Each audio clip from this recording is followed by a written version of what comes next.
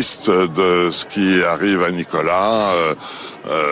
Rentrer en prison, c'est jamais quelque chose d'agréable. À 77 ans, Patrick Balkany a finalement brisé le silence sur Nicolas Sarkozy et la France politique en est secouée. L'ancien maire de Levallois-Perret, longtemps considéré comme un fidèle parmi les fidèles de l'ex-président, a choisi ce moment précis pour parler. Et ces mots résonnent comme un coup de tonnerre. Après des années d'amitié, de complicité publique et de silence lourd, Balkany se livre sans détour, laissant entrevoir les fissures profondes d'une relation jadis indestructible. Ce n'est plus le ton d'un homme qui protège, mais celui d'un témoin décidé à tout dire. Depuis des décennies, leur duo symbolisait la droite française triomphante. Sarkozy, le stratège, et Balkany, l'homme du terrain, fidèle jusqu'à la dévotion. Mais aujourd'hui, cette loyauté semble voler en éclats. Dans une déclaration aussi directe que dérangeante, Balkany évoque des vérités que personne n'osait prononcer à voix haute. Les coulisses du pouvoir, les promesses oubliées, les tensions enfouies, tout remonte à la surface, comme si le poids des années avait libéré sa langue. Ce qu'il révèle n'est pas seulement un témoignage, c'est un séisme politique et humain. Le ton est amer, lucide, parfois blessé, mais toujours sincère. Balkany n'attaque pas, il raconte, et c'est précisément ce qui rend ses paroles si percutantes. Derrière la façade des sourires officiels et des campagnes victorieuses, il dévoile la solitude, les désillusions et cette amitié devenue trop lourde à porter. Cette sortie inattendue relance toutes les spéculations. Pourquoi maintenant ? Pour régler ses comptes ou simplement pour se libérer ?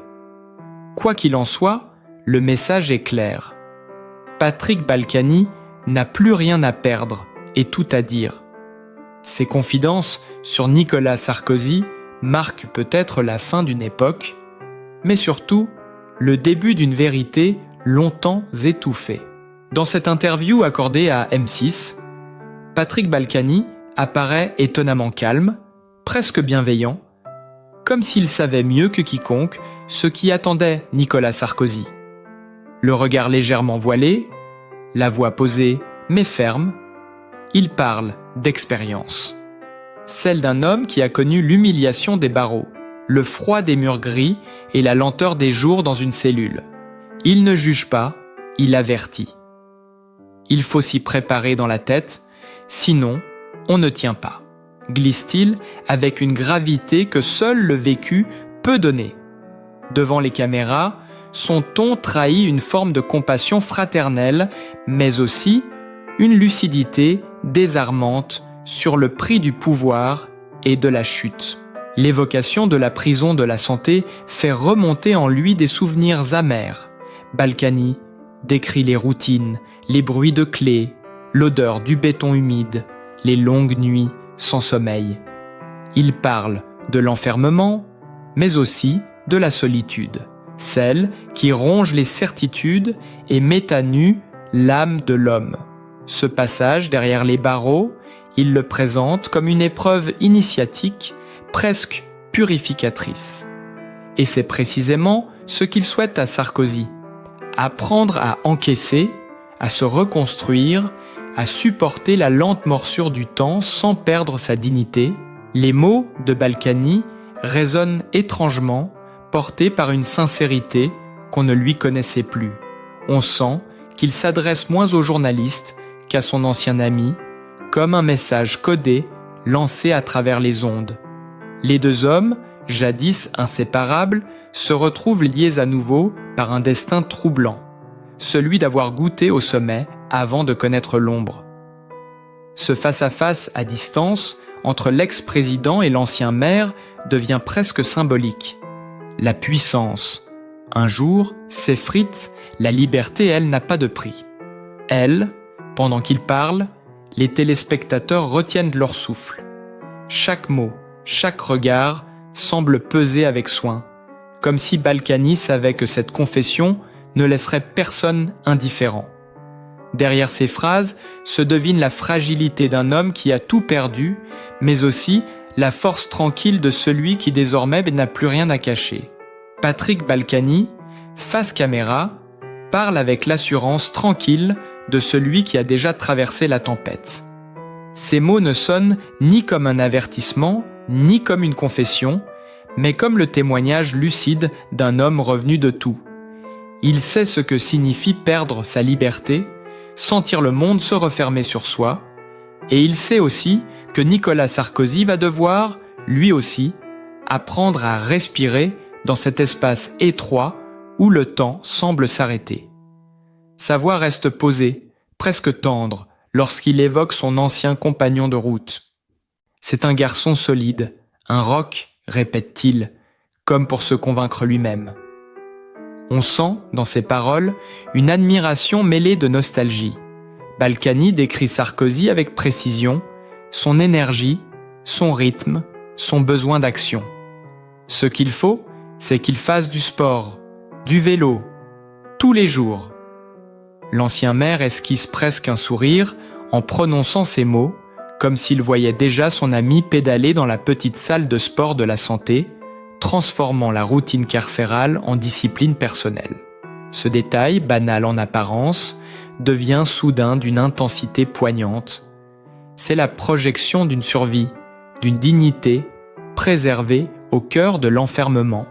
Puis il parle du silence, de ces heures où le monde extérieur s'efface. Là, Balkany se fait plus grave. Il sait que la solitude est une épreuve que même les plus forts redoutent. Mais il semble convaincu que Sarkozy, avec sa rigueur et son goût du travail, saura l'apprivoiser. Il va lire, écrire, beaucoup plus que d'habitude, dit-il, presque admiratif. Dans sa bouche, cette prédiction résonne comme une forme d'encouragement, transformer l'enfermement en refuge intérieur. L'interview prend alors des allures d'échange, à distance, entre deux anciens amis unis par un même destin. Balkany, marqué mais apaisé, semble offrir à Sarkozy la seule chose qu'il lui reste, l'expérience du confinement, la connaissance de la chute et peut-être, au fond, la promesse silencieuse qu'on peut s'en relever. Patrick Balkany, les yeux légèrement plissés, évoque ce qu'il considère comme la clé de la survie derrière les barreaux, le lien humain. À travers ces mots, on comprend que, plus encore que la discipline ou la lecture, c'est la chaleur des proches qui maintient l'âme debout. Ce sont les visites qui vous tiennent d'envie, murmure-t-il, la voix empreinte d'une émotion qu'il ne cherche plus à dissimuler. Il se souvient de ces 2 rendez-vous hebdomadaires, attendus comme une respiration dans l'étouffement quotidien. On attend le parloir, parfois des heures, et quand enfin elle arrive, le temps s'envole. 3/4 d'heure, ça passe comme une minute. Ce souvenir donne un relief nouveau à ces conseils adressés à Nicolas Sarkozy. Derrière l'analyse du Machiavelin, du moral d'acier, de l'ancien président, on perçoit une forme d'inquiétude affectueuse. Balkany sait que même les plus forts se brisent sans amour autour d'eux. Il imagine sans doute Carla Bruni, franchissant les lourdes portes de la santé, apportant à son mari un peu de lumière, un parfum du monde extérieur. L'image est poignante, une femme élégante, les yeux brillants d'inquiétude, face à un homme qui fut chef d'État, désormais simple détenu en attente de sa liberté. Autour d'eux, une autre force se dessine, celle de la famille, unie dans la tempête. Giulia, encore adolescente, apprendra sans doute trop tôt le poids du silence et des absences. Les fils de Sarkozy, eux, déjà adultes, porteront le rôle de piliers invisibles, présents à distance, veillant à ce que leur père ne sombre pas. Balkany, qui parle d'expérience, sait à quel point ses gestes, ses regards d'où à travers une vitre, peuvent tout changer. Pour lui, Nicolas Sarkozy tiendra bon, mais pas seul. Il aura besoin de sentir à travers chaque visite, chaque mot échangé, qu'il n'est pas oublié. Et dans la voix de Balkany, fatiguée mais sincère, on devine cette certitude tranquille. Les chaînes du cœur, elles, sont plus fortes que celles du métal. Avant d'être ce septuagénaire au franc-parler, Patrick Balkany a été l'un des personnages les plus emblématiques et controversés de la scène politique française. Tout commence à Levallois-Perret, cette commune des Hauts-de-Seine qu'il a façonnée à son image pendant des décennies. C'est là que son nom est devenu une véritable marque, un synonyme de pouvoir local absolu. Dans les années 1980, il n'est pas encore ce visage familier des journaux télévisés, mais déjà, il attire les regards. Un homme énergique, ambitieux, jovial, capable de séduire aussi bien les électeurs que les caméras. Aux côtés de sa femme Isabelle, il forme un couple politique aussi inséparable que sulfureux. Leur règne sur Levallois est marqué par un mélange de réussite municipale et de scandales retentissants. Sous leur impulsion, la ville se transforme, modernisée, embellie, attirant de nouveaux habitants. Mais derrière les façades rénovées, les enquêtes judiciaires s'accumulent. C'est précisément cette dualité, le bâtisseur et le provocateur, qui fait de Balkany un personnage de roman politique. Il brille, choque, amuse, exaspère. Et surtout, il occupe la scène. À une époque où la politique tend vers la froideur technocratique, lui joue la carte de la gouaille populaire, de la familiarité presque théâtrale. Sa notoriété explose réellement dans les années 1990, puis 2000, lorsqu'il devient l'un des alliés les plus fidèles de Nicolas Sarkozy. Ensemble, ils incarnent une droite conquérante, pragmatique, toujours à la limite du politiquement incorrect. On les voit partout, souriants, complices, partageant campagne et dîners officiels. Mais plus le duo grimpe, plus il attire la lumière et l'ombre. Les affaires de fraude, de détournement, de corruption éclatent peu à peu, faisant du nom Balkany un sujet de fascination nationale. Puis vient la chute, spectaculaire. En 2019, son incarcération à la prison de la Santé le projette à nouveau sous les projecteurs, mais cette fois sous un jour tragiquement humain. Les caméras captent son arrivée en détention, ses mains tremblantes, son visage fatigué, mais toujours digne. La France découvre alors un autre Balkany, moins flamboyant, plus vulnérable, presque émouvant. L'homme qui jadis faisait rire et grincer les dents devient un symbole de déclin. Un personnage qui semble sorti d'une fresque sur le pouvoir et la vanité. Et pourtant, c'est précisément cette période qui scelle sa renommée. Sa prison devient un théâtre, ses interviews une confession. Quand il parle, il captive encore. Il ne lit pas un texte, il raconte sa vie comme on raconte un film. Il assume, se défend, ironise. Cette capacité à transformer la disgrâce en récit, à continuer d'exister malgré tout, fait de lui un protagoniste unique de la vie publique française. Là où d'autres auraient disparu, lui revient sans cesse, défiant le silence et le jugement. C'est cette force, cette étrange lumière dans la tourmente, qui fait que le nom Patrick Balkany reste gravé dans la mémoire collective, celle d'un homme plus grand que nature, à la fois acteur et témoin de sa propre légende.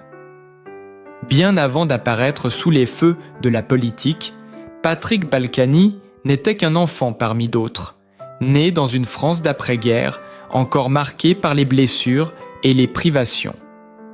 Il voit le jour le 16 août 1948 à Neuilly-sur-Seine, dans une famille où la réussite se mêle à la douleur du passé. Son père, Alexander Balkany, d'origine hongroise, est un juif rescapé des persécutions nazies, un homme brisé mais tenace, qui a reconstruit sa vie grâce au travail acharné. Sa mère, de confession protestante, lui transmet la rigueur, la pudeur et un sens profond de la dignité. Dans ce foyer où les souvenirs de la guerre ne sont jamais loin, Patrick grandit entre gratitude et colère, entre ambition et peur de tout perdre à nouveau. L'enfant Balkany n'a rien d'un héritier tranquille. Il observe très tôt la dureté du monde adulte, la précarité dissimulée derrière les apparences. Son père, commerçant obstiné, lui enseigne la valeur de l'effort et la méfiance envers les puissants.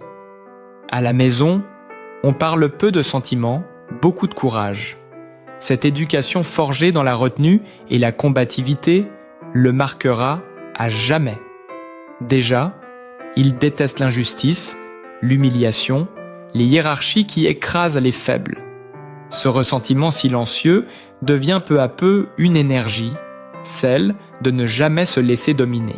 À l'école, le jeune Patrick se distingue moins par la discipline que par son aplomb. Insolent, curieux, il questionne, argumente, défie les maîtres. Ses camarades le décrivent comme un garçon vif, drôle, un peu frondeur. Derrière ses plaisanteries, on sent pourtant une solitude profonde, celle d'un enfant qui cherche à s'imposer dans un monde où il se sent différent. Il grandit dans une banlieue en pleine mutation entre les classes moyennes en ascension et les souvenirs des ruines d'hier. C'est là qu'il apprend à observer les gens, à comprendre leur colère, leurs envies, ce talent d'intuition humaine qui plus tard fera de lui un politique redoutable. Son adolescence, marquée par les bouleversements des années 1960, renforce ce goût du défi. Tandis que la France s'ouvre à la modernité, Balkany rêve d'action, de reconnaissance, d'un destin plus grand que celui d'un simple commerçant. Il n'est pas encore question de mairie ni de parti, mais déjà d'une volonté farouche de conquérir, d'exister, d'échapper au destin modeste de sa famille. Les tensions familiales, les exigences du père, les silences de la mère, le poussent à se forger une carapace, celle d'un homme qui, quoi qu'il arrive, ne montrera jamais la peur. C'est dans cette enfance faite de contrastes, entre sévérité et tendresse, entre pauvreté relative et fierté inébranlable, que se construit le futur maire de Levallois. Chaque épreuve, chaque humiliation, chaque petit triomphe d'écolier devient une pierre ajoutée à l'édifice d'un caractère hors du commun. Déjà, Patrick Balkany apprend à sourire quand il faut résister, à parler fort quand il faut masquer la douleur. Il ne le sait pas encore, mais ce mélange d'audace, d'ironie et de fierté blessée deviendra plus tard sa signature publique. Dans la vie de Patrick Balkany, il y a un nom qui revient toujours, indissociable du sien, Isabelle.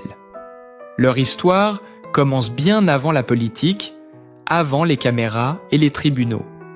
Une rencontre presque romanesque entre deux caractères de feu, deux âmes qui dès le départ se reconnaissent dans leur ambition, leur ironie et leur goût du pouvoir. Isabelle Smadja, brillante, fougueuse, dotée d'un sens aigu de la répartie, deviendra non seulement son épouse, mais aussi son alliée la plus fidèle, son double en tout. Ensemble, ils forment un couple à la fois redouté et fascinant, soudés dans la réussite comme dans la tourmente.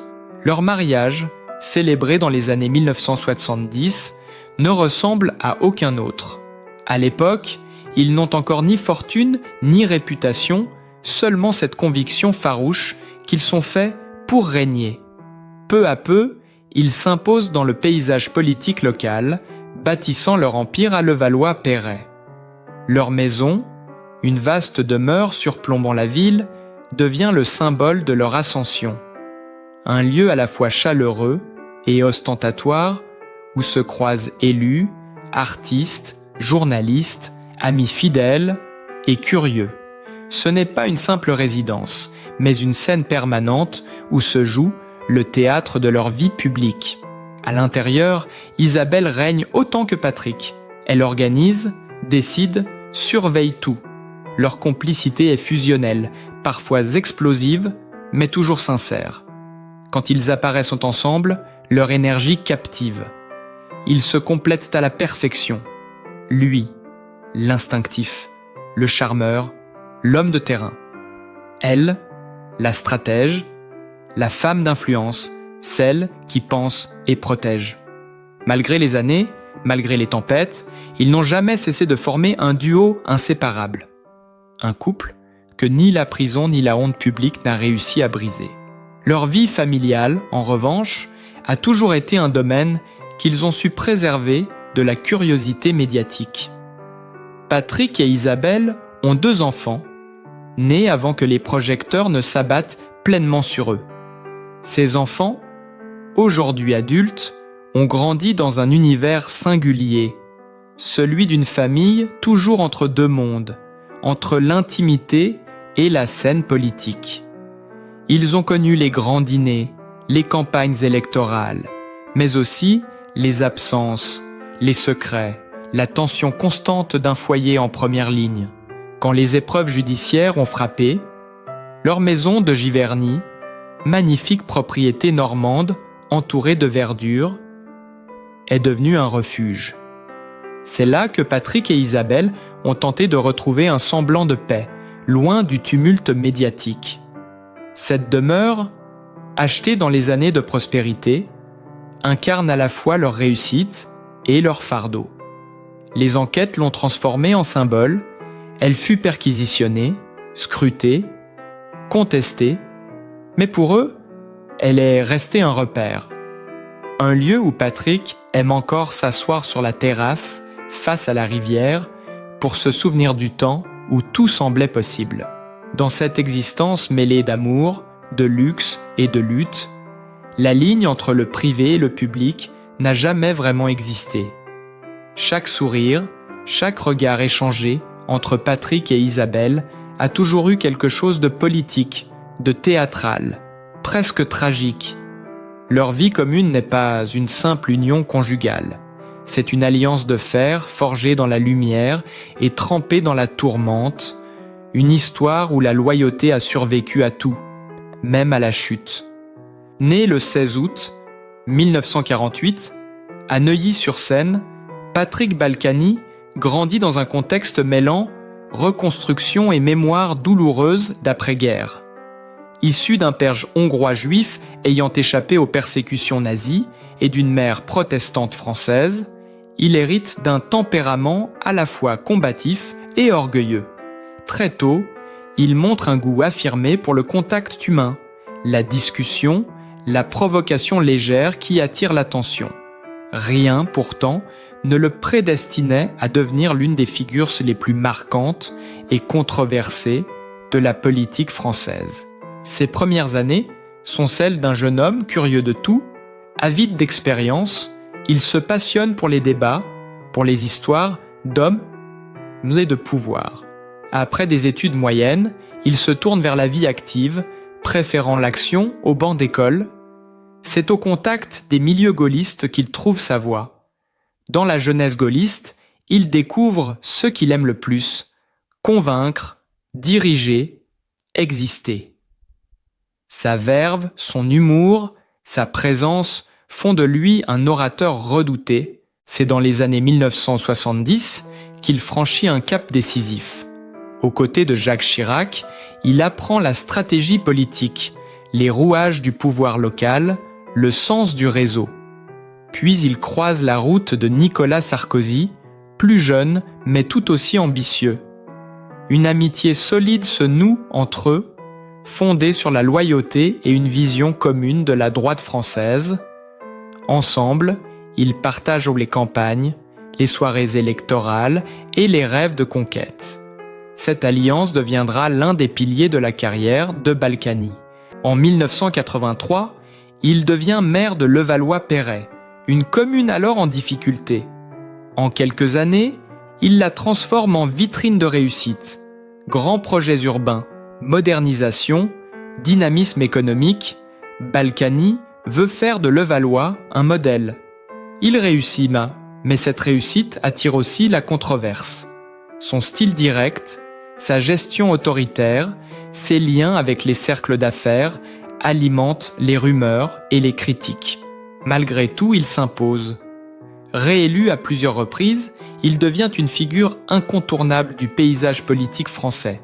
Député, conseiller général, ami des présidents, il fréquente les salons du pouvoir, tout en cultivant cette image d'homme proche du peuple, toujours souriant, souvent provocateur.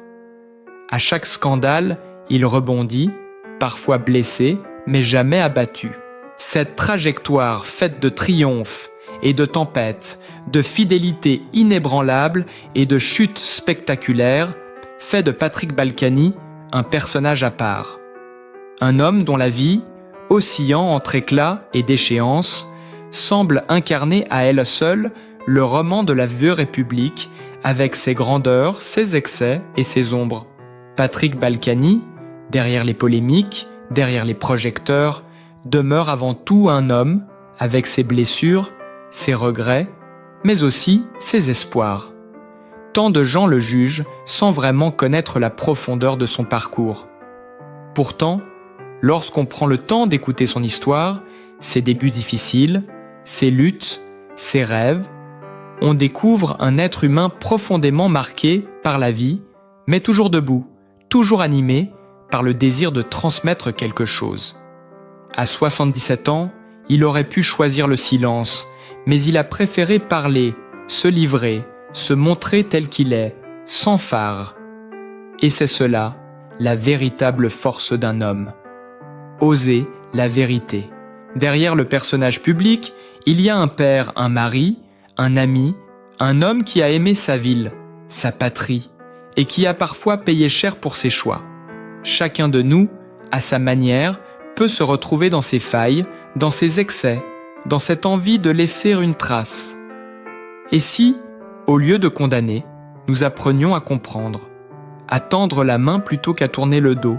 Si cette histoire vous a touché, si vous aussi pensez qu'il est temps de regarder au-delà des apparences, alors montrez votre soutien. Laissez un like, partagez cette vidéo, abonnez-vous à la chaîne pour continuer à découvrir ces destins hors du commun. Ensemble, faisons vivre les récits de ceux qui ont marqué la France, non pas pour juger, mais pour se souvenir, comprendre et aimer un peu plus les êtres humains derrière les noms.